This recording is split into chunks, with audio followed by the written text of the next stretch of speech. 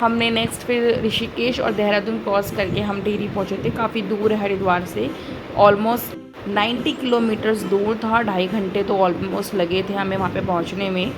आप देख रहे हैं कितनी सारी बोटिंग्स थी यहाँ पे, बहुत सारी चीज़ें थी यहाँ पर। Motor boating, speed boating, dolphin ride, surfing, fly boarding, पैरासाइलिंग, combo packages, सारी चीज़ें अब मतलब कि अवेलेबल था। बनाना राइडिंग भी बहुत अच्छी थी यहाँ पे, मैंने देखा था।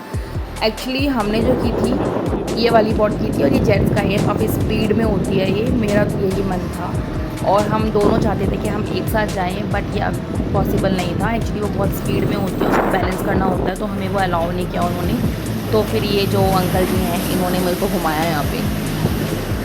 बहुत इन्जॉयबल था। मैंने बीच में तो आँखें क्लोज़ कर ली थी कि उफ, मतलब इतनी स्पीड में था ना, ऐसा ना था पानी के ऊपर जैसे रोड पे नहीं चलते हैं वो खड़धड़ से रोड होती हैं, इस टाइप का लग रहा था कुछ। मतलब एकदम स्पीड में ऊपर से उसमें झटके से लग रहे थे। फिर हम चला तो सकते नहीं थे। आप यहीं पर देख लीजिए, किनारे पे मैं बैठी हूँ और मेरा क्या हाल हो रहा है, जैसे गिरने जैसे। सिर्फ हवा और में जो ये वाटर ऐसे ब्लो कर है ना, वो अप डाउन हो रहा है, उसी में ही ये हाल हो रहा है। फिर हमने कुछ वीडियो क्लिप्स की।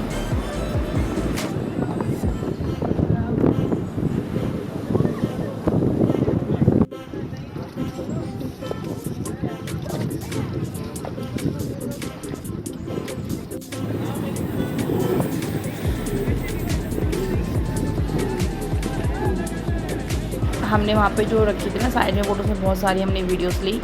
उसके बाद यहाँ पे मेरे हस्बैंड ना उनसे बात कर रहे हैं कि ऐसा नहीं हो सकता कि वो अकेले इसको चलाए, बट उन्होंने कहा नहीं, इसमें स्पीड को हैंडल करने का मतलब वो रहता है, मतलब काफ़ी स्पीडी होती है, तो इसलिए आप नहीं चला सकते हो। फिर उन्होंने उनके साथ ही चलाई, जैसे आगे बैठ के जैसे मैं राइड कर रही थी सेम वैसे ही। और फिर ये नज़ारे लेते हुए हम लोग, मैं आप सबको यही कहूँगी कि प्लीज़ यहाँ पर विज़िट करिए। और उसके बाद यहाँ पे एक छोटा सा एक्सीडेंट हो गया। एक्चुअली ये मैं तो नहीं हूँ ठीक है, ये मैं नहीं हूँ, कोई और थे। और ये वही अंकल है जिन्होंने हमें भी स्पीड में घुमाया था, उन्होंने वो आंटी को गिरा दिया। एक्चुअली हवा इतनी थी ना, इस वजह से वो गिर गए। और ये वापस में आते हुए भी हमने काफ़ी सारे व्यू पॉइंट्स में जो फ़ोटोज़ क्लिक की थी, जो हमने पिक्चर्स ली थी, वो सारी मैंने यहाँ पे एडिट की है, आप देख रहे हो।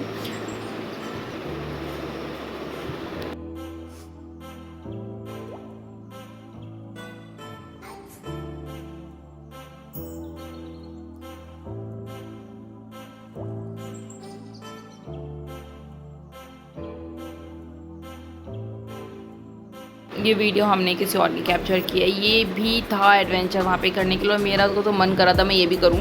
एक तो हम लोग ना कपड़े वैसे लेके नहीं गए थे, मुझे इन्होंने बताया नहीं था कि हम कहाँ जाने वाले हैं, सरप्राइज़ ही देते रहते हैं। और वहाँ जाके पता लगा कि अरे यहाँ पे तो पानी का काम है सारा का सारा। चलो नेक्स्ट टाइम। अब उसके बाद मैं भूख लग गई थी क्योंकि 2-2.5 घंटे का सफ़र किया था, ठीक है, हमने कुछ खाया पिया नहीं था।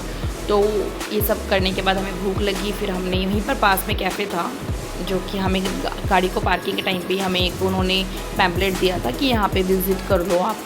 तो हम वहाँ पे ही विज़िट कर रहे हैं, काफ़ी अच्छा है। जहाँ पे हम लोग बैठे थे ना ऑर्डर देने के बाद में वेट कर रहे थे, वहाँ पे छोटी सी चिड़िया बार बार आके बैठ रही थी, उसको बिल्कुल भी डर नहीं लग रहा था। तो मैंने उसकी भी छोटी सी क्लिक ली। यहाँ का जो फूड था ना, वो जो हमने ऑर्डर किया था डोसा और छोले भटूरे ऑर्डर किए थे। खाना अच्छा था नो डाउट, बट यहाँ की सर्विस बहुत स्लो थी, हमें खुद लेके आना पड़ा, वो लोग ऑर्डर लेकर ही भूल गए थे। ठीक है, खाने के लिए ठीक है, लेकिन थोड़ा सा सर्विस का इन लोगों को ध्यान देना चाहिए, क्योंकि सर्विस तो मैटर करती ही है। और फिर वापसी के टाइम पे और सुंदर सुंदर वीडियोस हमने बनाई। ये मैं हवा में घूमती हुई, कुछ ऑप्शन नहीं था, इतना सुंदर था ना, मन तो कर रहा था वहीं बस जाओ, वहीं रोड पे बैठ जाओ। इतना क्लीन, इतना सुंदर, और वहाँ का नेचर मतलब ऐसा इस टाइम पे ना, जैसे गर्मी से हम लोग ऐसी जगह पे गए थे, मानसून वाला होता है ना, हल्की हल्की बारिश टाइप का, वैसा मौसम था। बहुत अच्छा था मौसम। Thank you so much. Please like करें, सब्सक्राइब करें हमारे चैनल को, शेयर करें, और बहुत सारे वीडियोस आगे भी आप देखते रहेंगे। Thank you so much.